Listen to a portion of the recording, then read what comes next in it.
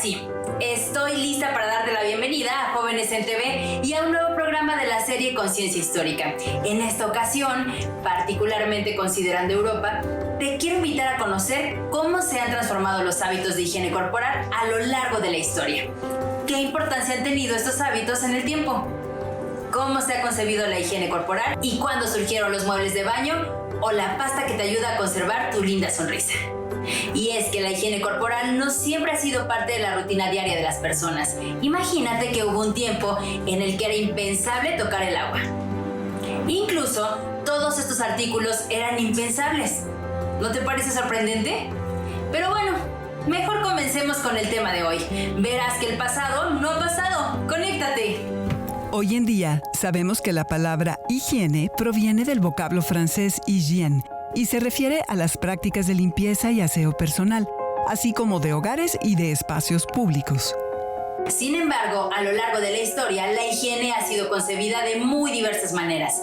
En la Eurasia prehistórica, según los hallazgos de diversos arqueólogos, hace unos 400.000 años, la comunidad de neandertales usaba conchas para afeitarse, palillos para limpiarse los dientes y, posiblemente, hojas o musgo para asearse luego de hacer sus necesidades. Mientras fueron nómadas, los primeros seres humanos no presentaron graves problemas por enfermedades, muy posiblemente porque convivían en espacios abiertos y con muy poca gente. Sin embargo, las cosas cambiaron con el sedentarismo, pues con la convivencia en los mismos espacios cerrados, se desarrollaron plagas como pulgas, chinches, piojos y roedores, y con ellas algunas enfermedades. Por mucho, a lo largo de su historia, el ser humano se ha dado la tarea de buscar alternativas para contrarrestar estas enfermedades y sus consecuencias. En esta tarea, como verás a continuación, han tenido mucho que ver las diversas concepciones de la higiene corporal. Aunque no siempre las cosas han salido del todo bien. En el antiguo Egipto, aproximadamente del año 3150 al año 31 antes de nuestra era, las personas se preocupaban mucho por su aseo. Se bañaban utilizando aceites y ungüentos perfumados y echaban mano de diferentes productos para el cabello. Los egipcios de las altas élites, como los faraones, la gente noble, los sacerdotes y los terratenientes, normalmente tenían un baño dentro de sus casas. Y para que pudieran disfrutar de una ducha, las personas a su servicio llevaban jarras de agua hasta sus baños y las vaciaban sobre sus cabezas. Los palacios más amplios podían tener hasta estufas, en las cuales se calentaba el agua necesaria para que el baño fuera más placentero. Además, en esta época era común encontrar inodoros de piedra. Sin duda, son el primer referente de los inodoros que usamos actualmente. Y se sabe que la gente usaba algo parecido a la pasta de dientes que tú y yo conocemos, aunque era un producto que se fabricaba a partir de polvo de piedra pómez, pimienta, sal, mirra y cáscara de huevo, así como hojas de menta y flores para darle un toque refrescante o aromático. En la antigua Grecia, aproximadamente del año 1200 al 146 antes de nuestra era, el baño tenía una importancia higiénica, terapéutica, social y de ocio, además de que formaba parte de expresiones religiosas y rituales. En esta época se dio por primera vez un significado a la palabra higiene. Se decía que provenía del griego higies, que significa sano, y del nombre de la diosa de la salud, Higieia. Por ello se concibió como el arte y la ciencia de la conservación de la salud. Cabe destacar que la medicina griega partía de la teoría humoral, la cual concebía que la salud constituía el equilibrio de 4 humores principales: la sangre, la flema, la bilis amarilla y la bilis negra. Asimismo, daba al baño el poder de restablecer dicho equilibrio humoral. En un inicio solamente los griegos más ricos podían disfrutar de una ducha. Para ello, dentro de un cuarto se requería una pared con un hoyo. La persona se quedaba dentro del cuarto, mientras que un sirviente vertía agua por el hoyo desde el otro lado de la pared. Comúnmente se bañaban con agua fría porque ducharse con agua tibia, según ellos, era percibido como afeminado. Esta idea estaba tan arraigada que los soldados espartanos se daban una ducha de agua casi congelada antes de una batalla. Realmente, los baños calientes estaban reservados para las personas jóvenes y enfermas, además de la gente mayor. Con el paso del tiempo, los griegos inventaron los sistemas de duchas que incluían cañerías de plomo y cabezales tallados, los cuales dieron un toque de elegancia a sus baños. Con el paso del tiempo, los baños públicos se multiplicaron y recibían a más y más bañistas. Aunque de manera particular, los deportistas no se bañaban porque decían que se debilitaban y perdían el olor característico de su fuerza, la mayoría de las personas disfrutaban de un baño comunal al final del día.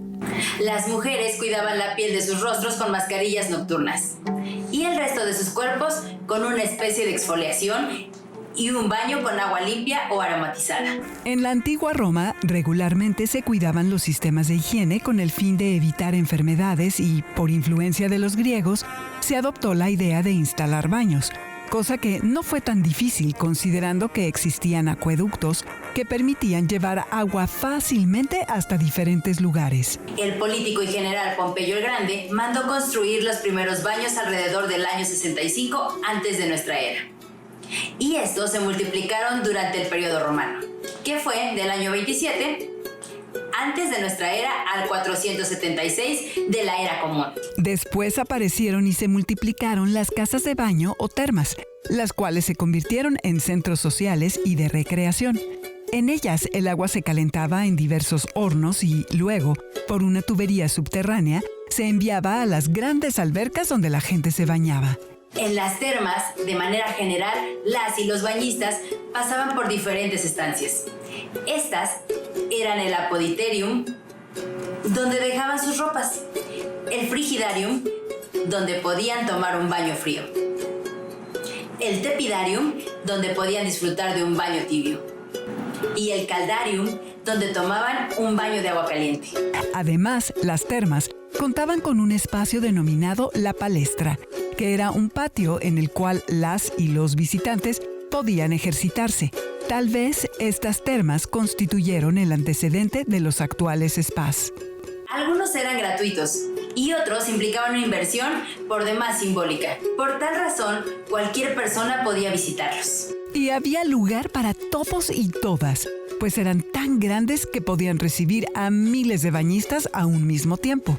Todo esto permitió que adquirieran una función social e higiénica, incluso de ocio, ya que hombres y mujeres de todas las clases sociales pasaban en ellos varias horas después de que cayera la tarde. Cabe resaltar que los baños árabes o hammam guardaban cierta similitud con las termas romanas y la gente acudía a ellos para lavarse, cortarse el cabello, depilarse y recibir masajes y relajarse. Ahora bien, si las personas disfrutaban bañarse y existían diversos lugares para lograrlo, la higiene no siempre fue un hecho, pues el agua de las piscinas habitualmente no se cambiaba y las personas se hacían del baño en ellas. Regresando a las termas romanas, generalmente a un lado de ellas o en los grandes edificios públicos, se ubicaban los sistemas de letrinas públicas con agua corriente sin privacidad alguna. Estos sistemas contaban con por lo menos 20 letrinas y delante de ellas en el suelo corría un canal de agua que mantenía el lugar muy bien drenado de residuos y malos olores. Cuando una persona terminaba de hacer sus necesidades, tomaba una esponja sujeta a un palo, la mojaba con el agua de una cubeta y se aseaba. Cabe destacar que esta esponja permanecía en el mismo lugar en espera del siguiente visitante. Estas letrinas daban a las personas la oportunidad de permanecerse en la ciudad, así como de evacuar en lugares definidos. Sin embargo, no todas las personas las usaban, así que muchas recorrían grandes distancias hasta sus casas o bien hacían sus necesidades en cualquier esquina. En otros temas de higiene, en esta época las personas se cepillaban los dientes con una ramita deshilachada o con trapos. O bien, usaban orina procedente de Lusitania, la actual Portugal, por ser la más efectiva para blanquearlos y mantenerlos firmes. En la época medieval, que va desde la caída del Imperio Romano de Occidente en el año 476 hasta la caída de Constantinopla en 1453 de nuestra era, surgieron nuevas ideas en torno a la higiene. La Iglesia sostenía que el agua y el baño corporal solamente eran apropiados para las personas enfermas, mientras que los médicos los prescribían solamente para enfrentar una enfermedad y mantener la salud. Se comenzó a considerar inmoral que las personas contemplaran sus cuerpos desnudos y a clasificar a los baños como sitios aptos para la prostitución, los excesos y la violencia. Poco a poco, la vida se transformó en barbarie y suciedad. En las casas, por ejemplo, los suelos estaban cubiertos con cañas que escondían vómitos, orinas, escupitajos y restos de comida, entre otras cosas. Por tanto, se convirtieron en el nido perfecto para la peste. ¿Te imaginas tanta suciedad concentrada en un solo lugar? ¡Claro! Las enfermedades no se hicieron esperar. Aunque en este tiempo lo que en realidad se pensaba era que la peste y toda enfermedad resultaba de la transformación del entorno y de la descomposición del aire. Además, al grito de «¡Agua va!», los orinales se vaciaban por las ventanas de las casas. Con la idea de que la decencia y la apariencia estaban antes que la higiene, las personas se aseaban solamente aquellas partes del cuerpo que eran visibles, como las manos y la cara. Los baños y el agua fueron menos apreciados y solamente se podían tomar en caso de contraer matrimonio o de padecer alguna enfermedad, preferentemente en seco. Todo esto provocó no más que enfermedades infecciosas, como el tifus. En otro orden de ideas, en esta época, la higiene bucal no era vista como una práctica común entre las personas, sino como una tarea a cargo de los dentistas, quienes usaban raspadores para eliminar el sarro y aplicaban polvos dentríficos. Cabe destacar que en el siglo XV los españoles llegaron al continente americano y a nuestras tierras y quedaron muy sorprendidos y atemorizados de lo que encontraron. Pues mientras en sus tierras la limpieza y la higiene eran vistas como actividades negativas, altamente dañinas, vieron que en Tenochtitlán los mexicas tenían un gran respeto por el medio ambiente. Se bañaban a diario, usaban vegetales para bañarse y lavar su ropa y como desodorantes y refrescantes del aliento. Limpiaban sus dientes con la ceniza de la tortilla y usaban los temazcales para eliminar las toxinas de sus cuerpos. Además, había abastecimiento de agua potable. Las calles se limpiaban diariamente. Había letrinas públicas en diversas partes de la ciudad y los desperdicios eran arrojados en tierras pantanosas, enterrados o usados como fertilizantes. Esto, en realidad, era una muestra de las actividades de las diferentes comunidades indígenas. Regresando a Europa, durante el Renacimiento, que tuvo lugar entre los siglos XVI y XVII, como en el pasado, se sostenía que las enfermedades provenían de la descomposición del aire, pero también que una capa de mugre protegía al cuerpo humano. Asimismo, se pensaba que si el agua caliente tocaba el cuerpo, dejaba los poros de la piel abiertos. Entonces, los aires malsanos y mortales penetraban al organismo y lo enfermaban. Incluso, enfermedades como la sífilis fue asociada al aire y al agua. Por tanto, lo más conveniente era conservar la capa de mugre, ya que ésta taponeaba los poros de la piel. Un proverbio inglés recomendaba lo siguiente: lávate las manos a menudo, los pies de vez en cuando y la cabeza jamás. Y es que las personas solamente se lavaban las partes del cuerpo que se manchaban, como la cara, las manos, las axilas, los pies y las partes íntimas. Y como el agua era dañina, pues lo hacían en seco, cosa que no garantizaba una buena limpieza. Como el olor no era tan agradable, las mujeres comenzaron a usar cosméticos y perfumes para ocultarlo. Con base en estas ideas, a lo largo del siglo XVII, la realeza y la aristocracia casi nunca se bañaban. Y en su lugar, usaban camisetas de lino que se cambiaban con cierta frecuencia. La suciedad se extendió de tal manera que se podían ver por cualquier lado riachuelos de aguas sucias, basura, desechos fecales, restos de animales sacrificados y desperdicios de los curtidores y tintoreros. Curiosamente, en medio de este panorama, alrededor del año de 1590, Sir John Harington, ahijado de la reina Isabel I, diseñó un inodoro con descarga de agua para que se llevase los desechos. Este no tuvo mayor importancia en la época. En este siglo y el siguiente, los periódicos y las ediciones baratas servían para mucho más que informar a la gente, pues con ellos las personas se aseaban después de hacer sus necesidades. En el siglo XVIII, nuevos aires soplaron en torno a la higiene. Se sabe que en 1702 la reina Ana de Inglaterra acudió a la ciudad de Bath, en el condado ceremonial de Somerset, con el propósito de tratarse la gota. Si bien esta enfermedad tenía más que ver con su alimentación que con el agua, Esta acción permitió resurgir las bondades curativas del vital líquido. Los tratados de higiene comenzaron a contemplar que los poros de la piel, más que exponer al ser humano a los aires malsanos, facilitaban la salida de transpiraciones. Asimismo, que era necesario cuidar la salud de la sociedad. Por tal razón, se subrayaba que la higiene corporal era un asunto de atención pública y como tal, el gobierno debía vigilar que todas las personas practicaran el hábito de la limpieza. A consecuencia de estos cambios, entre otras cosas, surgieron las ciudades balneario, entre ellas Harrogate, Cheltenham, Landrington Wells en Gales, cuyas aguas se caracterizaban como benéficas. Por su parte, las ciudades costeras insistieron en que las aguas realmente curativas eran las del mar, aunque curiosamente solo las de sus alrededores. Con el paso del tiempo, la gente fue aceptando que no era malo bañarse de vez en cuando. Y paulatinamente, se prohibió lanzar orines y excremento a la calle.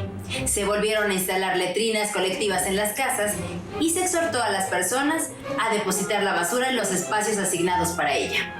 Algunos de los avances puntuales de este siglo fueron los siguientes. La aristocracia francesa mandó instalar los primeros lavabos con cisterna. El inglés William Fifham inventó la ducha moderna en 1767. El químico sueco Carl Wilhelm descubrió el cloro en 1774. Inspirado en el diseñado por Sir John Harington, el escocés Alexander Cummings creó el inodoro moderno en 1775, el cual incluía un sifón en el desagüe. Este sifón era una tubería en forma de S, el cual permitía conservar un nivel de agua en la taza, crear una barrera limpia e impedir que los malos olores regresaran al sanitario. Y el británico Joseph Bramah aportó un mejor mecanismo de funcionamiento y aislamiento a la creación de Cummings en 1778. Además, en China se fabricó el cepillo de dientes moderno, pero como no llegó al viejo continente, el inglés William Addis se atribuyó su reinvención en 1780. Este cepillo consistía en unas cerdas de una escoba insertadas en un hueso de cerdo. En el siglo XIX, el camino de la limpieza se hizo más y más amplio y surgió el higienismo como un movimiento científico que, en torno a la microbiología pasteuriana, estudió los factores y las condiciones ambientales que afectaban la salud de las personas, con el fin de encontrar las vías para preservar su salud e incluso ampliar su esperanza de vida. Gracias a la microbiología, se descubrieron nuevas bacterias y cómo es que intervenían en el desarrollo de las infecciones provocadas por la peste, el cólera, el tifus y la fiebre amarilla, entre otras enfermedades comunes de ese tiempo. Y se logró determinar que prácticas como el lavado de manos y el baño diario con agua y jabón ofrecían una protección ante ellas. Además, retomando el trabajo de Louis Pasteur, el escocés Joseph Lister usó la antisepsia en una cirugía, es decir, técnicas de esterilización o desinfección de los gérmenes que contaminan un medio. Sobre estas evidencias se sostuvo que el baño era bueno para la salud. Conforme el paisaje urbano fue cambiando, se desarrollaban mecanismos para eliminar las aguas residuales de las nuevas construcciones y se popularizaba el uso de los retretes por toda Europa. Así pues, el higienismo comenzó a regular la vida de las personas y de los diferentes grupos sociales. Y gracias a su intervención, la higiene corporal y la limpieza se fueron convirtiendo en rutinas diarias y signos de educación y de gentileza moral. Entre los avances de este siglo se pueden mencionar los siguientes. En 1819, Albert Giblin, en Gran Bretaña, inventó el sifón del sistema de descargas muy similar a los que conocemos hoy en día. En 1849, el inglés Thomas Twyford produjo los primeros inodoros y lavabos de cerámica. En 1851, el inglés George Jennings introdujo los inodoros de lavado. En 1875, el británico Henry Moule inventó el inodoro de tierra que camuflajeaba el olor y la visión de los restos depositados. En 1880, el inglés Thomas Crapper, a partir del diseño de Albert Giblin, creó el flotante, un corcho que cerraba el flujo de agua en la cisterna de manera automática. Además, en 1857, el estadounidense Joseph Gaiety, produjo un papel higiénico en serie. Aunque este se vendía como papel medicinal, era de muy mala calidad, pero fue lo mejor que hubo durante varias décadas. Cabe resaltar que algunos vestigios arqueológicos anotan que en China ya se usaba el papel de baño desde el siglo VI antes de nuestra era. Para el cuidado bucal, cerca de 1850 en Gran Bretaña, John Harris agregó tiza a la pasta dental de la época. Por otro lado, en 1873 en Norteamérica se produjo en masa el primer dentrífico en polvo. Y en 1892, el farmacéutico y cirujano Washington Sheffield Wentworth inventó la crema dentrífica que conocemos hoy en día, dentro de un tubo plegable. En este siglo, la higiene se definió como el arte de conservar la salud en su integridad, prevenir la enfermedad y producir longevidad o alargar la vida. Además, la higiene y la educación iban de la mano. Por ejemplo, en España se enseñaba en las escuelas higiene y fisiología de manera obligatoria. En el siglo XX, la higiene fue instituida como una rama de la medicina con el propósito de prevenir enfermedades y conservar la salud mental de las poblaciones. Dejando atrás los días en que las y los sirvientes debían verter agua sobre las cabezas de sus amos, o bien a través de una pared. Las instalaciones sanitarias se veían como algo necesario dentro de las casas. Y durante la Segunda Guerra Mundial se logró mejorar la salud dental tras la recomendación del Ejército de Estados Unidos de cepillar los dientes 2 veces al día, usando cerdas plásticas blandas y adicionando con flúor el suministro de agua. Sobre el flúor, el odontólogo norteamericano Frederick Mackay encontró que esta sustancia permitía contrarrestar las pigmentaciones provocadas por las pastas dentales existentes. Y el investigador de la Universidad de Indiana, Joseph Mueller, junto con otros colaboradores, encontraron que era mucho más dañino en la edad infantil que en la edad adulta. Así que comenzaron a producirse pastas diferenciadas para estas poblaciones. Por otro lado, el uso del papel higiénico fue creciendo cada vez más. A lo largo de la historia, la higiene corporal ha significado desde asearse con lo que la naturaleza brinda hasta hacerlo en los baños más modernos y utilizando los productos más novedosos. Asimismo, se ha convertido en una práctica civilizatoria y de socialización, diaria e individual, adoptada por las ventajas que ofrece la salud y bienestar de las personas, cosa que es muy importante. Cabe resaltar que, de acuerdo a la Organización Mundial de la Salud, la estrategia preventiva de la higiene ha permitido incrementar la esperanza de vida desde el siglo XIX. En este marco, resulta relevante llevar acciones como lavarnos las manos después de ir al baño o antes de ingerir algún alimento. Por cierto, en el marco de la comercialización de la salud y el bienestar personal, podemos encontrar un sinfín de avances tecnológicos que se traducen, entre otras cosas, en papeles higiénicos de múltiples tipos, modelos, tamaños y calidades. Pastas dentales de diferentes sabores y para distintos fines. Cepillos de dientes para todos los gustos. Duchas con mecanismos y acabados de muy variados estilos. Pero bueno, ese es otro tema. Así hemos llegado al final del programa. Recuerda que Jóvenes en TV es un espacio de reflexión donde la historia la hacemos todos y todas. Por ello es muy importante que nos dejes saber de ti. Únete a la comunidad de Jóvenes en Casa en Facebook y visítanos en jovenesencasa.cep.gov.mx. Te invitamos a ver nuevamente este programa a través de nuestro canal de YouTube y a seguir reflexionando en torno a la historia de la higiene corporal. Porque el pasado no es pasado. Conéctate y hagamos juntos conciencia histórica. ¡Hasta la próxima!